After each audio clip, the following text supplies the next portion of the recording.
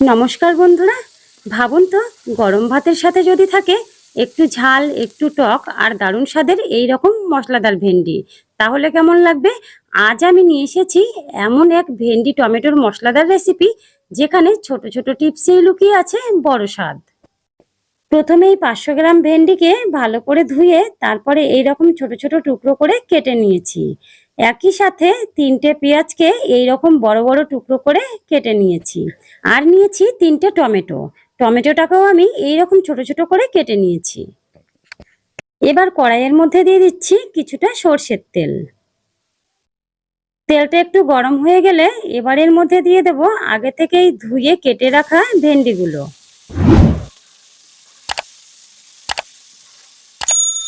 একই সাথে দিয়ে দেব সামান্য একটু লবণ আর দিচ্ছি সামান্য একটু হলুদ গুঁড়ো।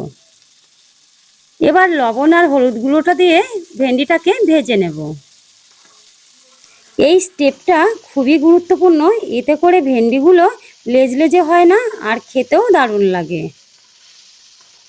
ভেন্ডিগুলো ঠিক এইরকমভাবে ভাজা হয়ে গেলে এবার আলাদা করে তুলে রাখবো।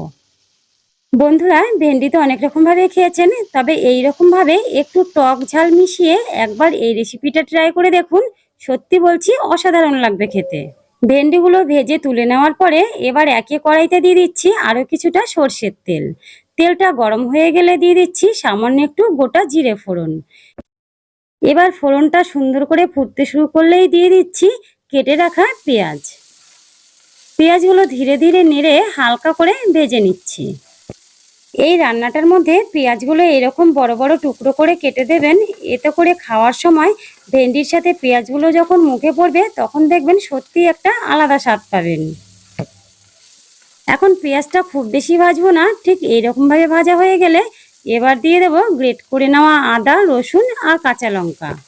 এখানে আমি 1 চামচ আদা, 1 চামচ রসুন আর 4 থেকে 5টা চেরা কাঁচা লঙ্কা দিয়ে দিয়েছি। এবার সব কিছুকে একসাথে এইভাবে আরও কিছুক্ষণ ভেজে নেব। এইভাবে আদা রসুনের কাঁচা গন্ধটা না যাওয়া পর্যন্ত একটু সময় ভেজে নিতে হবে। তারপরে দিয়ে দিচ্ছি কুচি করে রাখা টমেটো। টমেটোটা দেওয়ার পরে একসাথে সব কিছুকে আরও কিছুক্ষণ এইভাবে ভেজে নিচ্ছি। ভাজা হলে যে সুন্দর গন্ধটা বের হয় সেটাই এই রান্নার আসল ম্যাজিক। কিছুক্ষণ ভাজার পরে টমেটোটা যখন ঠিক এইরকমভাবে একটু নরম হয়ে আসবে এবার একে একে দিয়ে দেব 1/2 চামচ জিরে গুঁড়ো, 1/2 চামচ ধনের গুঁড়ো, 1/2 চামচ লঙ্কার গুঁড়ো, 1/2 চামচ হলুদ গুঁড়ো আর দিয়ে দিচ্ছি 1/2 চামচ লবণ। এবার সব কিছুকে ভালো করে মিশিয়ে মাঝারি আঁচে কিছুক্ষণ কষিয়ে নিতে হবে।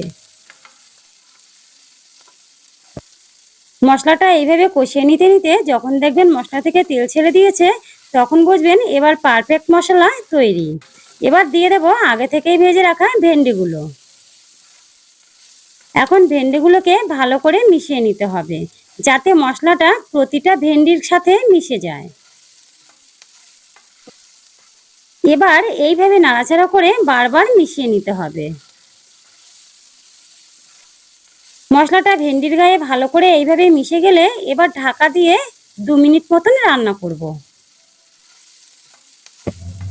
2 মিনিট পরে ঢাকাটা খুলে হালকা করে নাড়াচাড়া করে নেব। খুব বেশি নাড়াচাড়া করব না, এতে করে ভেন্ডিগুলো ভেঙে যেতে পারে। এইভাবে 2 থেকে 3 বার ঢাকা দিয়ে রান্না করব আর হালকা নাড়াচাড়া করে এইভাবে মিশিয়ে নেব। এই সময় দেখবেন দারুণ একটা গন্ধ বের হতে শুরু করবে। এবার দিয়ে দিচ্ছি 1 চামচ চাট মশলা। এখন চাট মশলাটা দিয়ে আরও একবার এইভাবে মিশিয়ে নিতে হবে। এই চাট মশলাটাই রান্নাটাকে একদম রেস্টুরেন্ট স্টাইলে নিয়ে যাবে। হালকা করে মিশিয়ে গ্যাস বন্ধ করে দিতে হবে। ব্যাস, এবার তৈরি হয়ে গেল দারুণ সুস্বাদু ভেন্ডি টমেটো মশলা। গরম ভাত, রুটি বা পরোটার সাথে একদম জমে যাবে। আর এখন দেখুন বন্ধুরা যে এই রেসিপিটা দেখে কতটা লোভনীয় লাগছে। এইভাবে একবার বানিয়ে দেখুন, তাহলেই বুঝতে পারবেন যে এই রেসিপিটা কতটা সুস্বাদু হয়। তো বন্ধুরা, ভিডিওটি ভালো লাগলে লাইক, শেয়ার আর কমেন্ট করতে ভুলবেন না। আজকে ছিল আমাদের ভেন্ডি টমেটোর এই টক ঝাল রেসিপি। সকলেই ভালো থাকবেন, ধন্যবাদ।